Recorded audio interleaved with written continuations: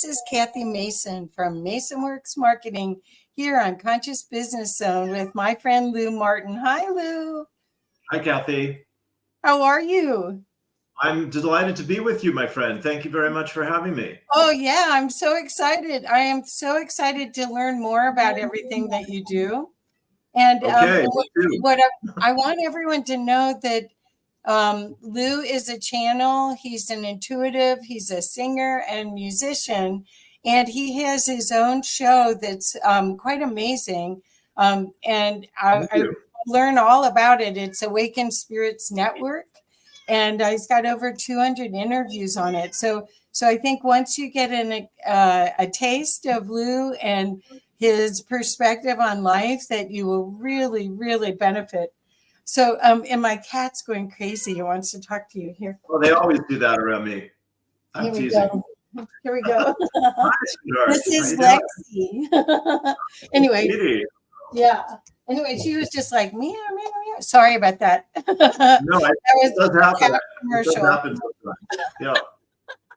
So anyway, I'm just really excited that people get to know about you. So could you explain how you awakened to the new perspective, your Kundalini experience a little bit? Could you talk about that? I'd be delighted. I would be delighted, my friend. Thank you so much. And again, it's just a joy to get to hang out here with you. You're such a powerful visionary and doing such great work, Kathy. And so fun to hang out with. And you love a good laugh as much as I do. Yeah. So my story goes that I'll give you the thumbnail sketch here. So I grew up in 12 different locations between getting born and graduating high school. And my dad was a doctor, and he was working in a clinic before my senior year in high school. And a man came in who was terminal for cancer and had some mental problems, and he had a gun, and he asked to see a doctor, and they showed him to my dad, and he pulled the gun out and he killed my father. Yeah. Shot him once through the heart. So that's, that gets people's attention. And that really began my, journey of understanding life and death and life after death. And is there such a thing? And is spirit real? And can I talk to my dad? And what's it all about? So those are the Hamlet years, I call them. So for me, it was about 18, 17. And for the next 12 years, 13 years or so, I worked I went in and out of schools, including theater school. That was my passion growing up, acting and film and theater. And then I left school and started working in bookstores, and eventually came across what's no longer there, this famous bookstore in Santa Monica, which would get a lot of celebrities because of the great neighborhood it was in, seriously great neighborhood, called the Phoenix Bookstore. And I was reading books about the Dalai Lama and near death and, all these wonderful things. And then in meditation, before or after the 1987 Harmonic Convergence, I had a Kundalini awakening. I had a friend who worked at the shop who gave me a crystal and said, if you meditate with the crystal, there's this energy at the base of your spine and it might open up. And literally the first time I did it, that's what happened. So talk about a cosmic setup. I felt this intense heat at the base of my spine, and I was guided to open my heart to love and to pleasure and, cosmic orgasm. And the energy shot through the top of my head. And I was like in an altered state of joy for about a week after that. And so that really did get my attention. And then shortly after that, I started either before or after that, going to workshops with other channels, Jack Purcell channeling Lazarus, and Thomas Jacobson channeling Dr. Peebles, and these kinds of people that were well known in Los Angeles. And then eventually I found my way to Reverend Michael Beckwith's Agape Church and took his spiritual counseling practitioner program. And then I learned to channel myself. and off it went from there. Wow. I had no idea all of this. So how do you see these times changing where everyone can channel? I mean, seriously, everyone has the capacity to channel, not that they know. They may call it their intuition, oh, I had a deja vu or an intuition, but how do you see that? Because this has been a fascinating time period where people are getting more spiritual rather than necessarily religious, because the churches were all on Zoom during the past 3 years, Right. and some people still haven't come back to it. So, Right. so how do you see that? Have you been aware of watching people evolve around you? Because you're like a forerunner. Well, thank you. That's the nastiest remark I ever heard. Thank you very much. Yeah. Bless you. Well, here's the joke. Religion is for people who are afraid of hell, and spirituality is for people who've already been there. And right. And I think that's my story. I grew up, Catholic from Irish background. I'm living in Ireland now. Getting into my roots and all that. I've been here for 16 years, and I really love it. But it's very austere, regimented, rigid. The influence of the Catholic Church in Ireland is absolutely pervasive. And I can only imagine what it was like 10 years ago, 20 years ago, 50 years ago. So the spiritual part of it, of course, Kathy, is, our search for freedom. And so to come back to channeling, you're absolutely right, in my opinion.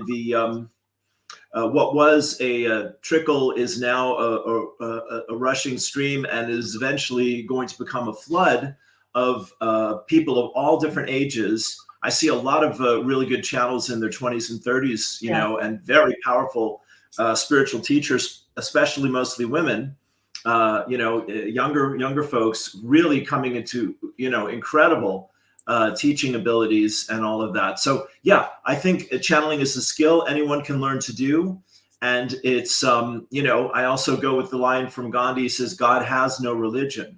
So, when you want to have your own experience and learn to trust yourself, which I'd say is the essential quality of shifting from 3D to 5D, as your great interview with Susanna Kennedy was chatting about the other day, which I enjoyed so much.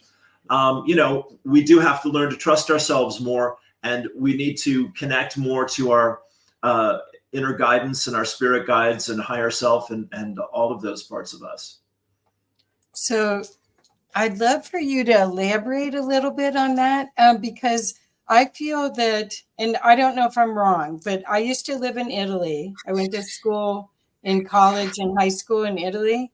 And I found that Europeans, Germans, I think Northern Europeans as well, have more of an understanding of the connection to other realms and are more open to it than Americans were. We're a little cynical, sort of like, prove it to me, and we're skeptically looking for someone to mess up instead of rooting them on. And whereas the Europeans, like I did the marketing plan for humanities team, and I remember one of the years, it was about 10 years ago, I was in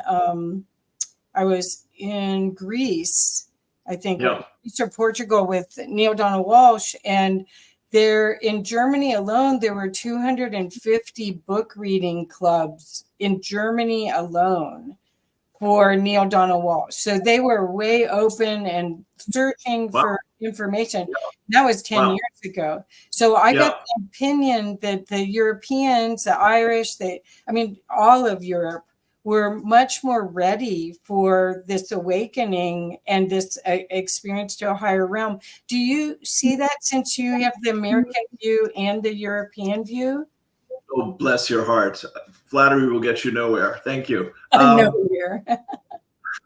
Yeah. I'm just taking all that in as I'm hearing you talk about it. I mean, I grew up in LA. I was in LA for 30 years, and the bookshop was in Santa Monica, and I lived in Venice on the boardwalk for a decade. That was pretty hip. I was in Santa Cruz for a while. Of course, I think you're in Boulder, aren't you? Or Yes. that Yeah. area? Yeah. So, I mean, these are the oases of, spiritual culture.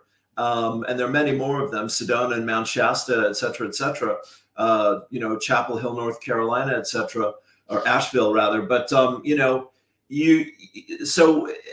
think the Europeans are very hungry for authenticity and freedom and independence. But I do feel like it's, these energies are sweeping the planet, which is the good part of what's happening, the exciting part of what's happening.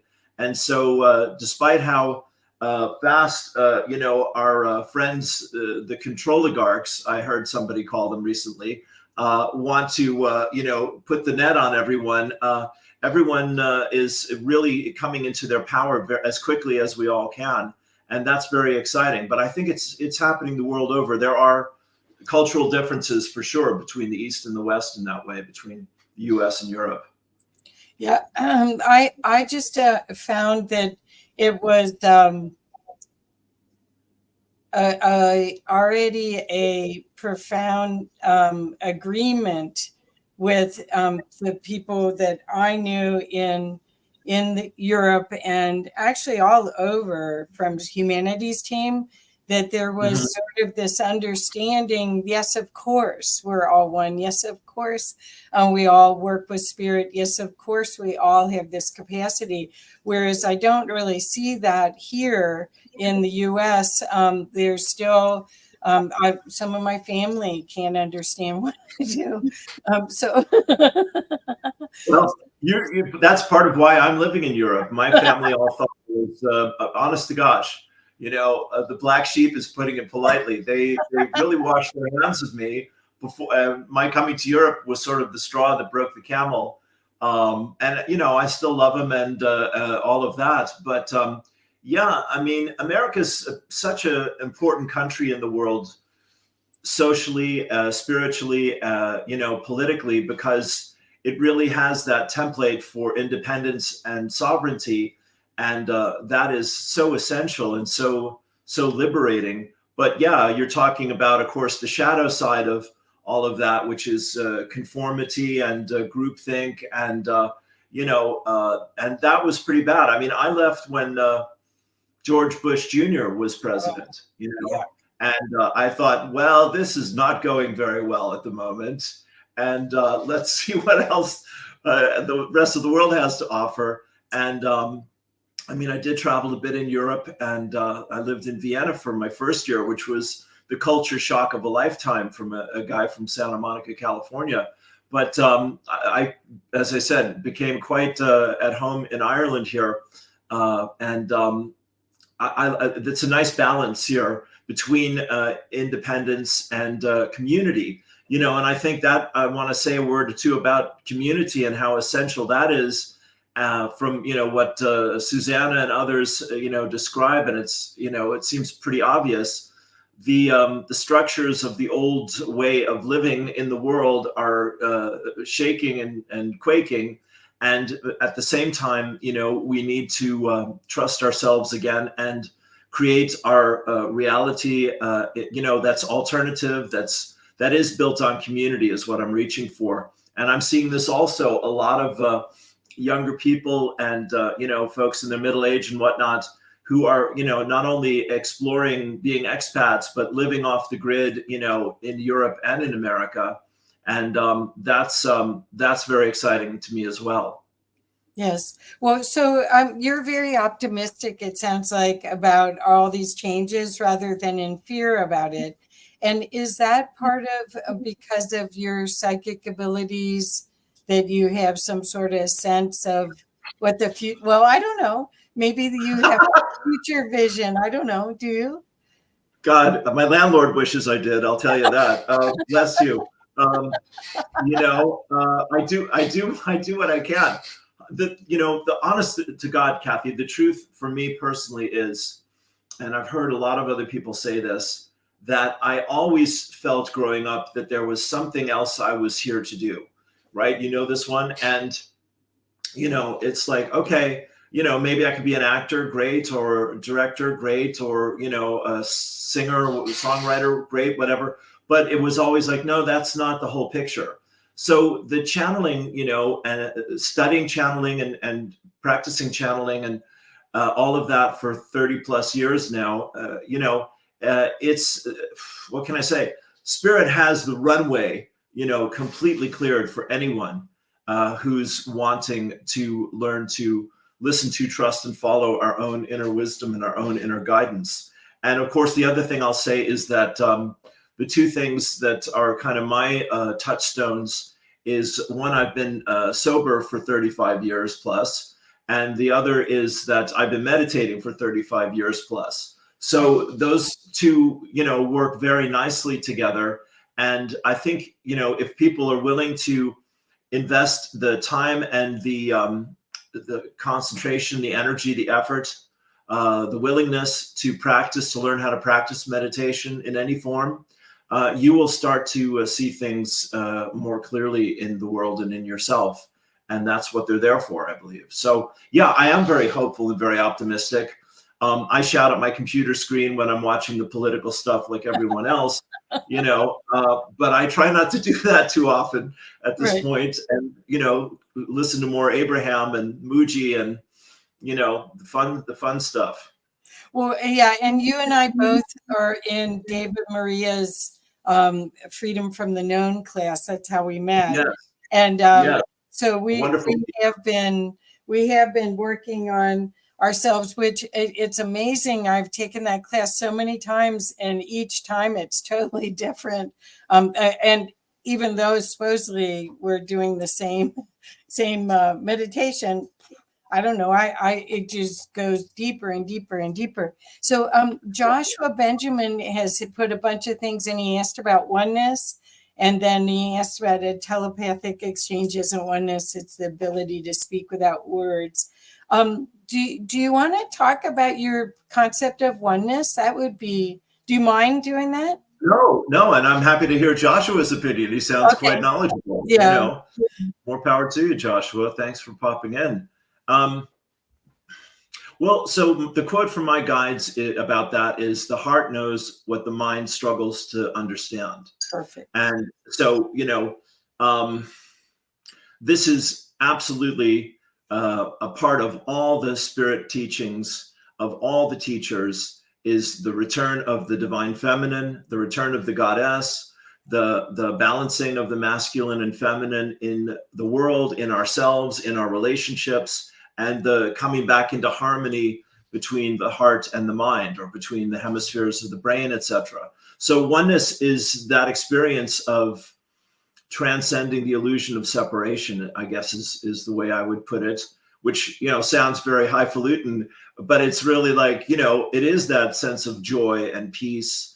I think anything that is tuned into the higher vibrations or the higher self or higher dimensions, etc., is expansive, and intrinsically more exciting and empowering and uplifting. Whereas, we know only too well down here in 3D, it's roller coaster, over and over again every day. And we're right, we're wrong, we're in, we're out, we're up, we're down, and that is, that's what we're learning how to leave behind. So what I want to say also to Joshua and to anyone here is, to me, the door of oneness is love through compassion, forgiveness, mercy, understanding, being empathetic, being empathic. Yeah. So the other part of oneness is the namaste, and the idea that the more work that you do, like 35 years of meditation, which I'm sure I've got about that many years too. You do, dear. Yes. Yeah. So what happens is that the judgment of yourself, which is the origin of all the judgment of others, is keeps getting cleared. And so if you go to oh gosh, Joshua just put something. Anyway, if you go to the whole concept of namaste, the beauty or the grace in me sees the beauty and grace in you, then all of a sudden there is no judgment. It's a learning, a possible learning experience that somehow in this game of life, the energy and the if you believe it's a positive universe, a loving positive experience, then you look at that as, oh, that's an opportunity to learn rather than a fearful thing. And what we're talking about now is getting out of fear. There's a fear virus that's been so active for so long. It's been since the 50s, pretty much, that television and the programming has been available, and we suckered into it. Longer than that, my friend, but you're very good. Okay, well, I'm thinking of media, since that's my background. A lot of twist on it, sure, absolutely. Yeah. But what we're looking at now is what triggers, what opportunities to see the programs and see if they make you happy anymore. If the energy is dense and low and sad, then rather than release it without experiencing it, it wants to be experienced and then go through so that you can be out of judgment. And a lot of it, this is my next question for you, is about self-love, because a lot of this is our judgments and our conflicts with others is a projection of our own need for love, our own unworthiness or shame. Could you talk a little bit about that? You're doing a fine job without me, my dear. You're doing absolutely well. I love what you're saying, Kathy. Sure. I mean, no, that was really beautiful. That was really, really eloquent. I mean, I'm a student of the Course in Miracles, and I was just quoting this to a friend. The preface is, and people may have heard this too much these days, but nothing real can be threatened. Nothing unreal exists. Herein lies the peace of God. And so, in other words, we are programmed to believe that the illusion is real, and we're programmed to believe that what's real is an illusion. And boy, if that doesn't, get you thinking, I don't know what will. And so to me, that's what my guides would say is the heart of the paradox, which is, as our brother Yeshua, known as Jesus, said, to live in the world, but not of it. And so when you're talking beautifully there about how fear is a projection of an unloving or unconscious or unforgiving heart, absolutely, or mind, absolutely. And that is the gift of relationships. Earth really is the school of relationships. And, another quote from the Bible, am I at peace with my neighbor and myself? If you are, then you're good. If you're not, then you got something to look at there, which we all do every day, So I love to come back to self-love, because that's ringing my bell a lot these days. And of course, that was Louise Hay's, mirror work. Yep. Focus, right? Her opening remark would be self-love. Let's get started. Yeah. Yes, it's amazing when we talk about the media and the last 50 years, 60 years of media, how little of it is conscious and how much of it is just, manipulative or, distracted or, negative is what I'm looking for, and how few stories actually get told that are really, inspiring and deeply moving. And it's, if anything, it's been shifting a lot more in that direction over the last few years. So it's kind of, everything has to go, to extremes to come back into balance. So it will, we have, I believe humanity has intrinsic human needs, emotional needs, and relationship needs, etc., spiritual needs, physical needs. And so if we don't honor those needs and don't respect those needs, then, we're in a state of neglect. And I think that's true for a lot of the world, which is just, like running, going, push. To what point? To what end? Where is it all taking us? So, I think there is a tremendous awakening happening right now, because the old game has run its course, and people are looking at it with a cold eye, as they might say here in Ireland, from Bill Yates. It doesn't do anything for them as it used to. And, that's a great thing. That's the beginning. Discontent is the beginning of awakening, but it does need to come back to self-love and really feeling that we are caring for our emotional needs in a healthy and positive way. And that's what we get mirrored in all of our relationships. Right. Well, again, what the Einstein, I think, said, is this a safe universe or an unsafe universe? So if your perspective is that this is unsafe, that's the paradigm you're going to, the filter that you're going to use for everything that comes through to you, versus if this is a loving and safe universe and a playground, and thank you for whoever put this game together, that's a whole different way to look at it, versus, oh, there they did it again. Oh, I'm going to get screwed again. Whatever it is. And, right. And yeah, so that I find that fascinating, to see people's perspective. And then to play with, because I do believe that a lot of people, at least a lot of people that I work with, didn't have to reincarnate. They volunteered, like Louise Hay, or not Louise, Dolores Cannon said there were the first wave of volunteers.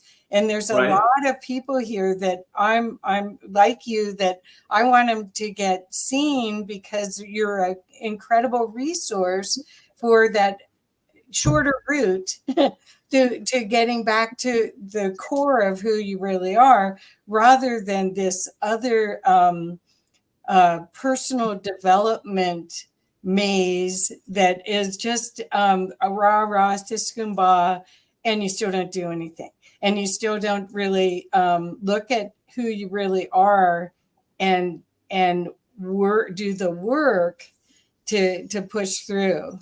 So because I don't know about you, but I've spent a lot of money doing all sorts of programs, and some of them were good, some of them weren't. But there's so much stuff out there that's just not spiritual. It's maybe physical, or maybe under the guise of productivity, or some other guise like that, rather than holistic, whole learning. Yeah, right? No, that's beautiful. I'm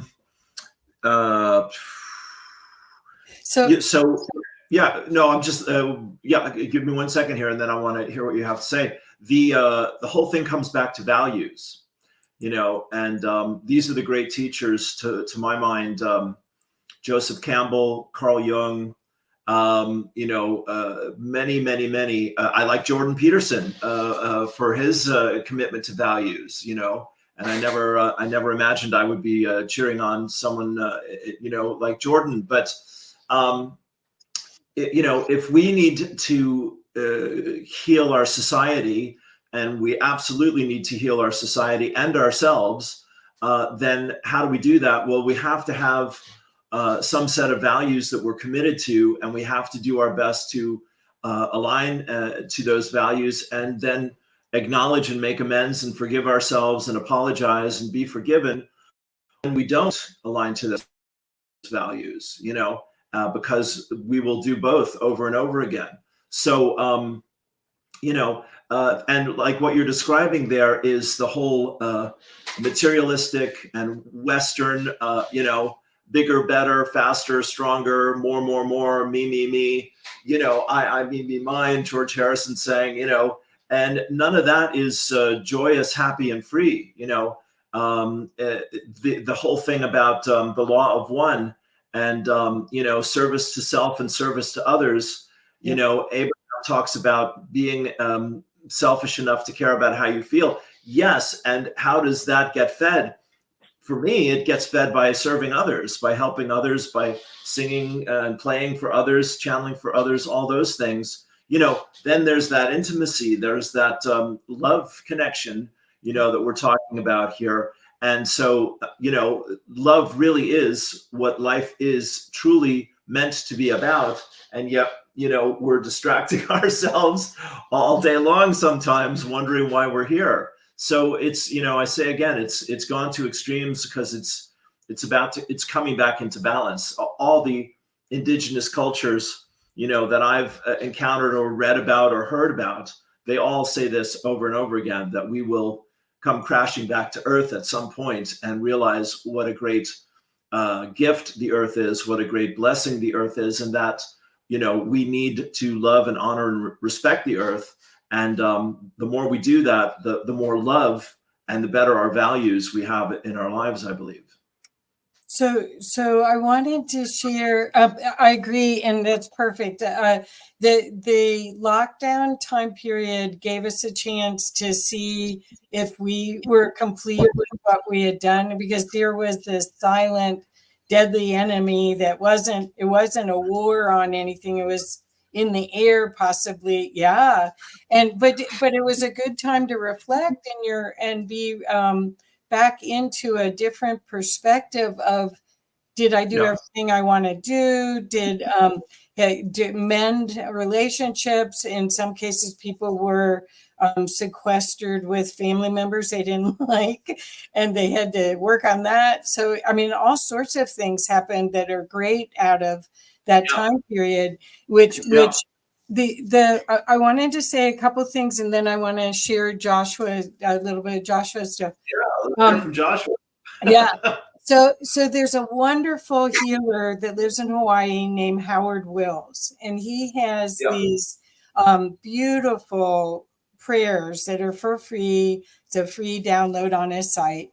And one of the ones that he has that I just love, it's about forgiveness of self and others, because we spend so much time in a lot of these processes forgiving everyone else, but it's really begins here. Do you find in the Course in Miracles that there's a lot of forgiveness of self?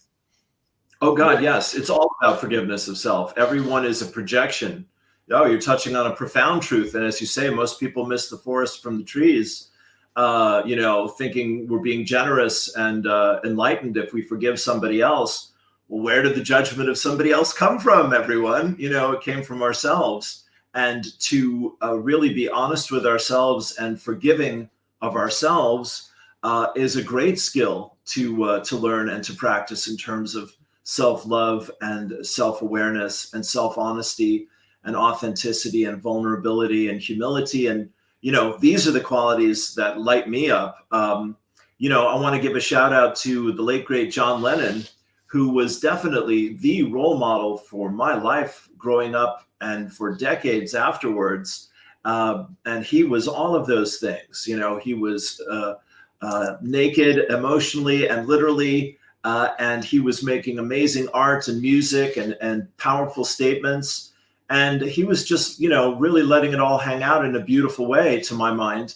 And that's what was so inspiring. We don't see, right now, you're talking about the lockdown. I am a very political animal. So that's like red meat, right now. Right now, just to say, to be a gentleman about all of it here, because you're hosting me and I want to respect your space for sure. And I'm having a lovely time with you, Kathy. Right now there is definitely a movement politically to censor free speech and to control what people even think, let alone what we talk about and what we discuss and debate. And that's straight out of 1984, George Orwell, and it's pretty.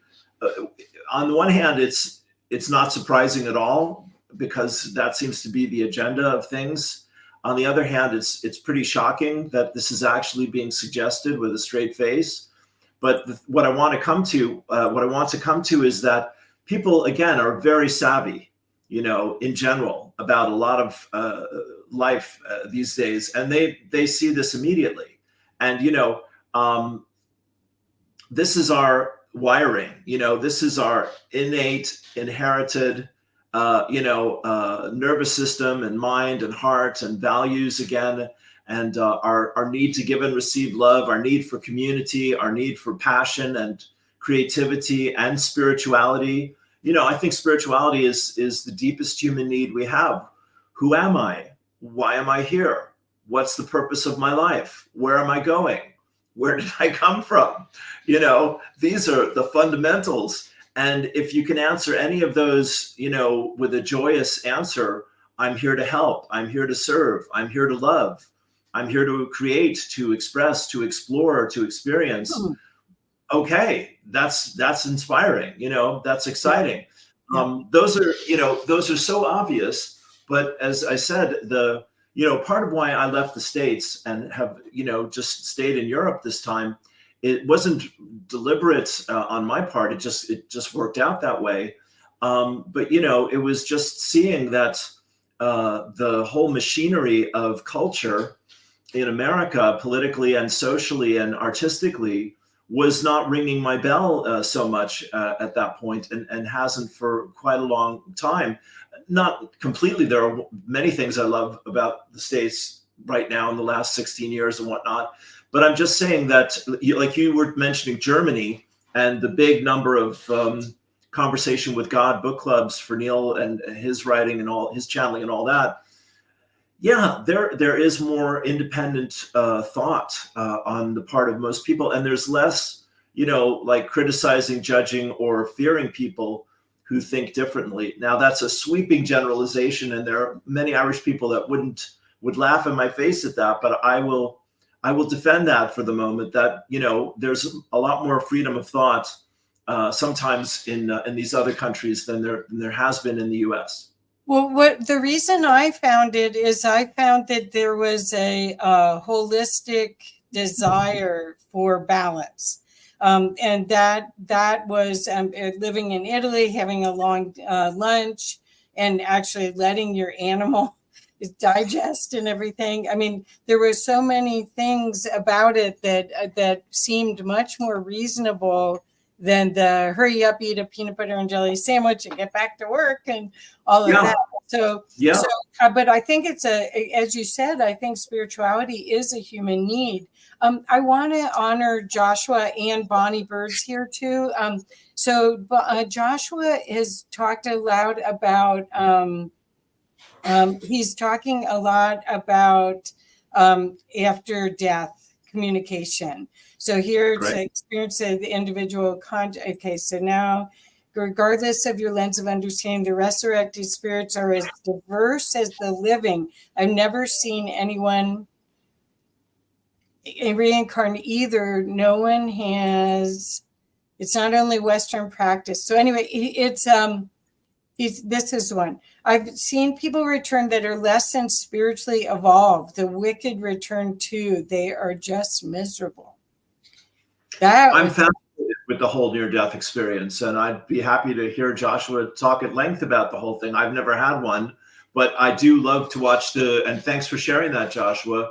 You've got some serious wisdom going on there, my friend, because you have, understanding of what happens on the other side of things, and we're all going there sooner or later, So we appreciate the tour guide. Well, I'm a volunteer for ION, so I have read hundreds of near-death experiencer books and have been a volunteer for over 6 years. So I'm very interested in the subject.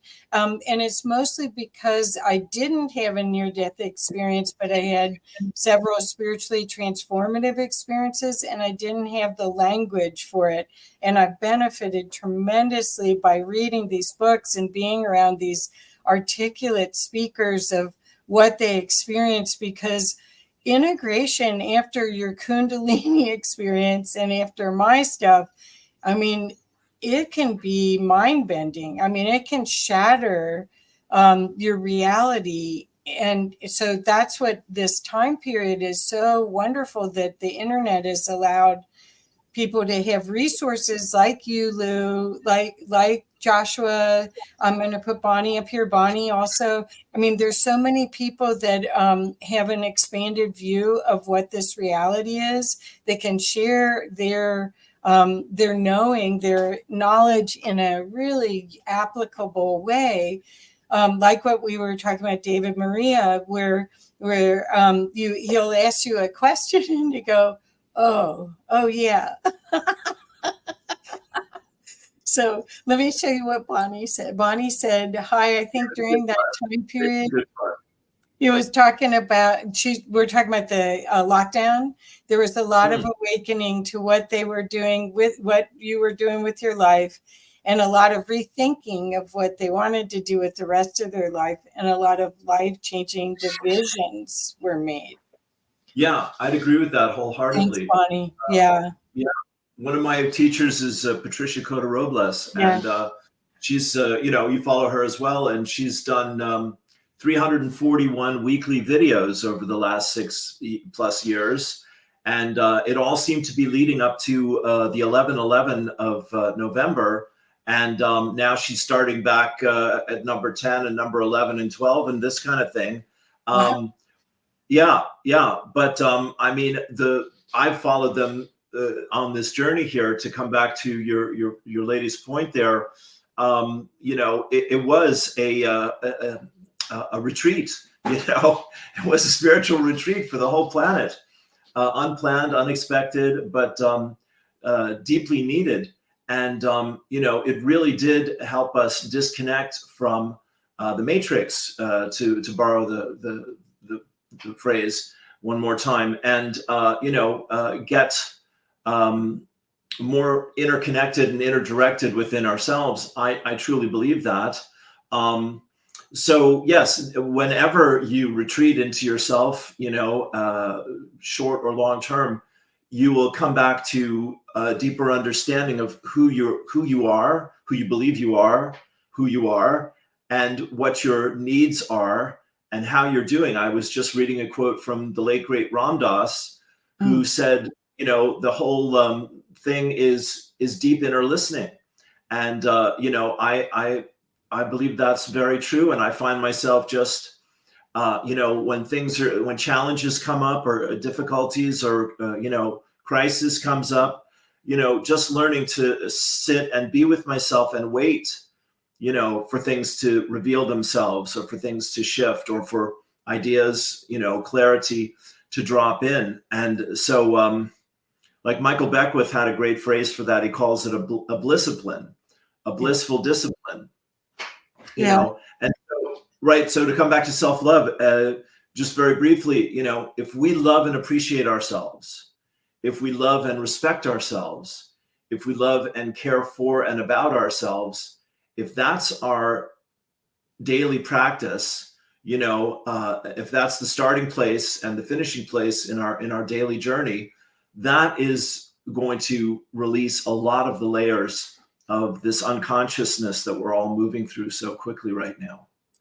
Well, when you mentioned Michael Beckwith, one of the programs, I saw him in person many times, and one of the products, I bought a CD set or a DVD set, and it was called something Descension.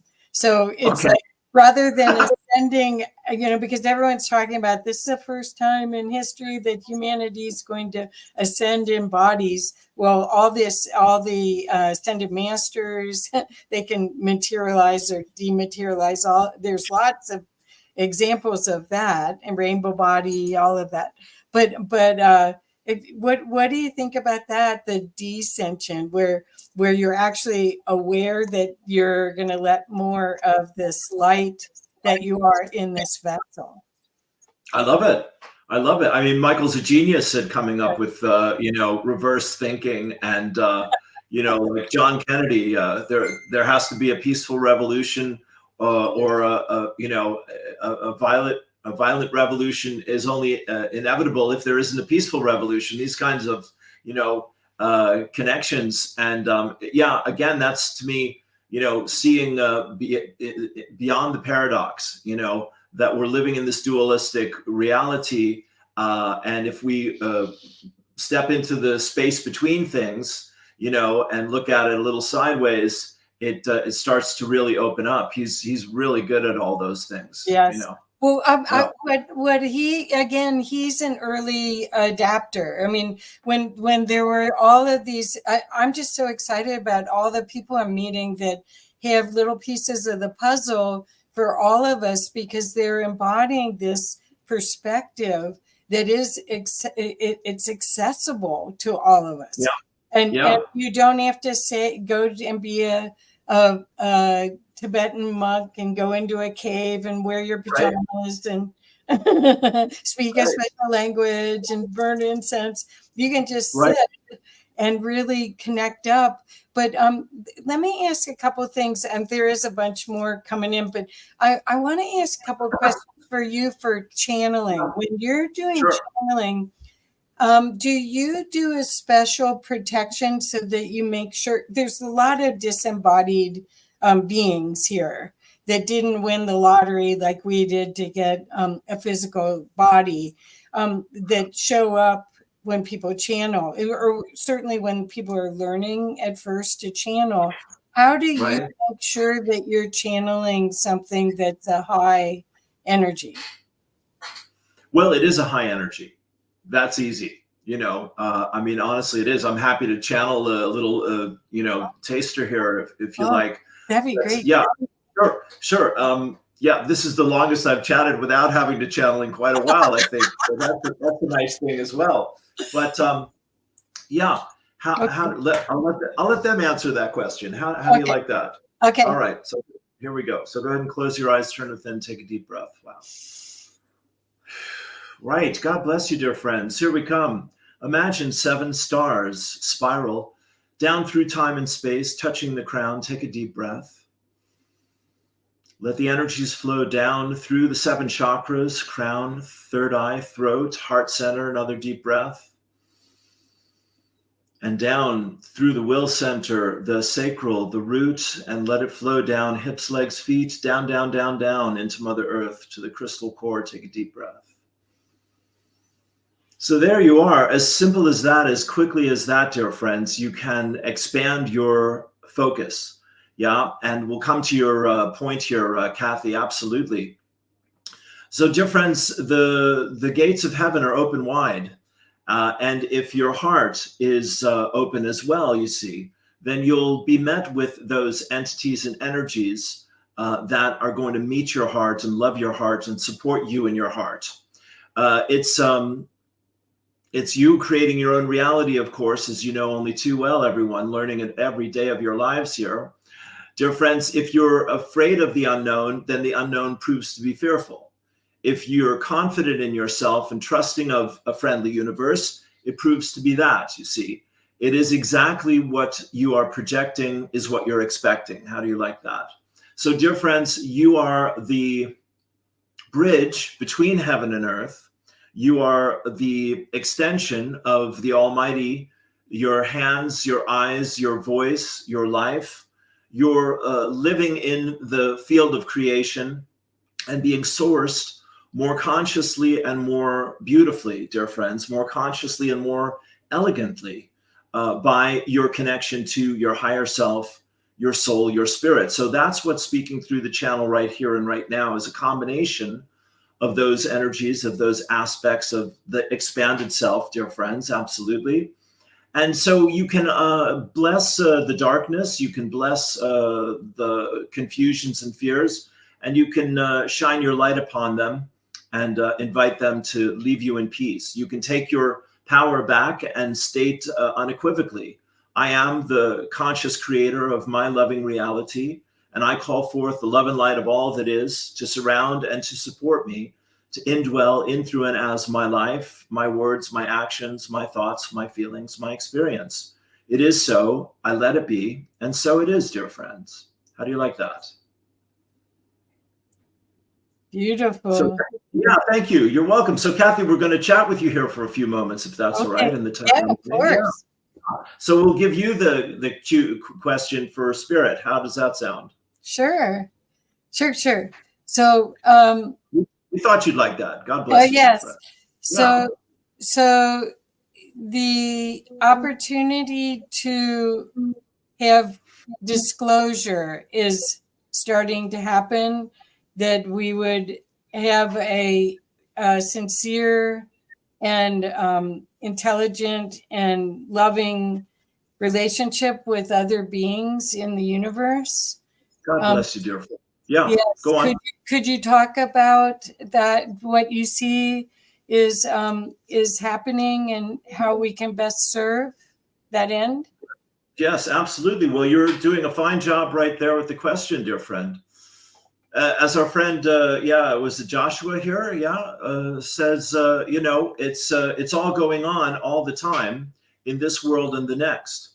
And if your heart is open, if you're loving as you are, God bless you, and conscious of your desire to be of greater service to the world and have a more exciting and joyous experience of life, then those beings who are looking for those opportunities will find you, dear friend, and will present themselves to you in a way that you can comprehend. The truth of it, of course, is that the whole world, the whole earth is overflowing with so many different levels of consciousness. A Garden of Eden, as the saying goes, a planetary library of species types and levels and different expressions of consciousness. And yet all of them, working with the idea of what you call free will to one degree or another, looking to interact and co-create more meaningful and more joyous experiences. There are different levels of sensitivity, and so that's why you don't see them often or perceive them often. But as you, in your inner journey, everyone here, have done the work, as the saying goes, cleaned and cleansed and cleared your heart, your soul, your consciousness, wash the windows, as we might say. So you're becoming more aware that what you are interested in and excited about and grateful for is more easily and more elegantly manifesting as your experience, including infinite varieties of consciousness in this world and the next. Perfect.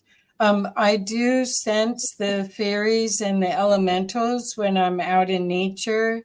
I do feel, I may not see necessarily with my eyes, but I will feel and sense them.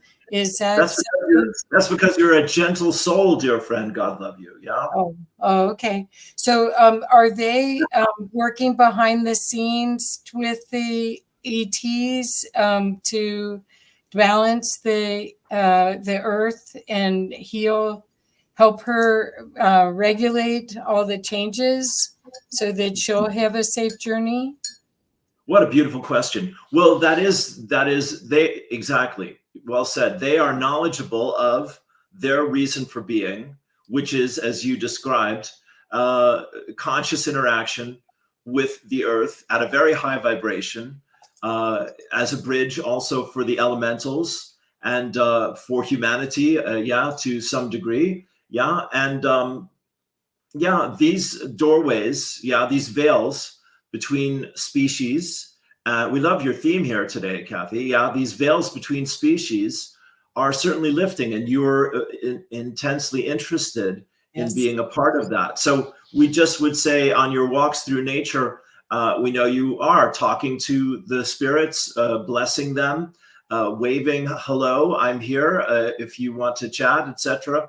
All of that. So that's speeding things up as well, dear friend. You understand? Yes. Okay. So in my knowing, there's up to 12 dimensions available, at least that I know of, in this reality. Okay. Yeah. So as the consciousness changes, will the beings that inhabit the 7th to the 9th or higher realities be available, like dragons and other beings that have been demonized but are really not? Will those beings be interacting with us here? Bless your heart. Dear friend, you're really, taking us on today here. It's a joy. Yeah, good for you. Yeah, that's the name of the game. We wouldn't, to keep it personal for you, dear friend. Yeah. Yes, you can have as intimate and as visceral an experience with any part of your imagination, i.e. reality, that you're open to believe is possible. Cool. You understand? Yes, I do. Yeah. Yeah, there you go. Absolutely. You got it. Yeah. Reality crafting 101. Here we go. Yes. So we would, if we could add to that beautiful celebration of freedom and interaction, intimacy with spirit in that way, we'd say, Spirit, I'd like perhaps, a suggestion here, Spirit, I'd like those aspects of my expanded consciousness who exist in these other realms to make themselves more known to me and more available to me. Thank you very much. Wonderful, wonderful. And the joyful reunion is also part of the request that I have. It's not just to know, but it's to be able to co-create with them. Absolutely. So, dear friends, celebrate that. That this is my knowing, as you said beautifully. We love that phrase. This is my knowing. And this is my belief, my desire, and my expectation. So I'm clear with that in your inner work, in your meditation times, in your journaling, all of that. I am preparing for this. I'm looking forward to this. I'm grateful for this. I'm excited about this. You see, it's that divine balance. You've heard it too many times now, of wanting, and then letting go. Right. Wonderful. Yeah. Creates a space. Thank you. We think so too. It creates a space for grace, you see, where the highest good to the greatest degree can express itself, can come forth, you see. When you're talking about these higher dimensional aspects of self, they're at higher dimensional aspects because they're more accepting of their spiritual nature and more accepting of this theme that you've been discussing so beautifully here, humanity's next lesson, self-love, dear friends. Yeah, absolutely. Yeah. And you see, to come back to the meeting of needs in terms of your questions to fulfill your desires, wonderful. That's what life is all about. And to explore and to experiment and to experience all of that.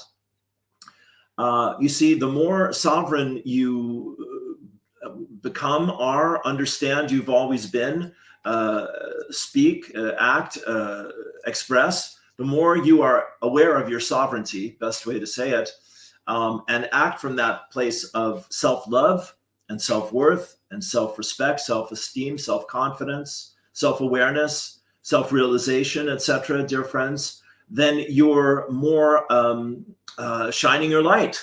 You're more of a lighthouse in the darkness, you see. And so then those beings that you've mentioned there who are looking for opportunities to connect with humanity, awakening humanity, you and others like you at the cutting edge, they'll find their way into your reality, no doubt about it.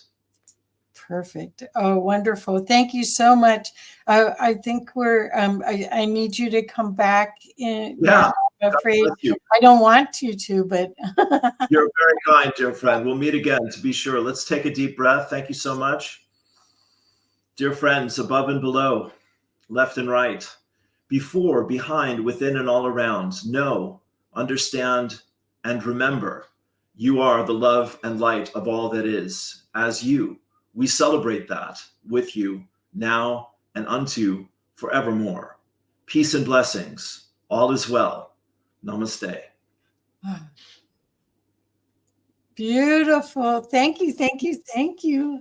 Wow. You're so welcome. So welcome. My pleasure. We've got, and Joanne Palladino's here, and she does actually, not only does she do the Course in Miracles, she does the Way of Mastery work, and she channels a group of beings called Shemaya, the beings of light, that is light language. Is absolutely full of grace. It's beautiful. Lovely. And Lovely. she was here. Thank you, Joanne. Great. Yeah. Great. Running with with rough company here. I love No, it. no, you have to understand that all of us are cheering each other on to show up completely to help make it safe for people to explore Sure. who they Sure. really are. And Yeah. the more of that's what this whole conscious business zone is, to help the servant leaders, the business owners, and the small business entrepreneurs that are doing so much work to help everyone else, but give them resources to help themselves, so that they are in a free and loving place to do their gifts, to share their gifts. So you're a woman with a mission statement, my Yep. friend. Yes, of I'm course. stuck up with these. I'm swooning. Look at you. Of course. That's Well, that's the gig. Okay, so I want to make sure, Lou, thank you so much for my wonderful adventure with the higher dimensional beings that I love, love, love. And but I want to make sure that everyone, I have been putting your contact information into the data, but where can you make sure that people can find you? Sure. Well, I don't have a working website at the moment, so the best way to reach me is to find me on Facebook, which is, I think, Lightheart 2012, or Lou Martin. And I also have the Awakened Spirits Network on YouTube with all those great interviews with other wonderful teachers, which David is on there a few times, and others as well. Peter Hansen, Aluna Joy Yaxkeen, the list goes on and on. So yeah, you can reach me at either of those spots, or drop me an email, lightheart2018@gmail.com. Well, thank you. I hope people understand what an incredible gift and a possibility it is to work with Lou. You can see his articulation and his kind, loving manner to help you move yourself to the next level. Well, Angel, yeah. Yeah, it's that time of year where we sing to you guys. But anyway, but no, I think really I want to make sure that people understand that this is an opportunity to use Lou as a resource for you and your loved ones. This is the perfect time of year to really contemplate what you want to create in 2024 and start putting it into practice, and get the guidance you need, or get the validation. A lot of times, sometimes you already know lots of things, but you doubt yourself, and you just need a loving helping hand to get you to a different kind of understanding. And maybe the journey to self-love is part of this work. But anyway, Lou, thank you so much. And thank you for my reading. That was wonderful. I can't wait. I want to listen to it again. So pleasure. My pleasure, sir. Thank you so much. Thank you. Well, I'll see you again soon. Okay. Yes, I'll see you very soon, Kathy. Thanks so much. Yeah, peace. Thank you, Lou. Bye-bye. Thank you. Bless you.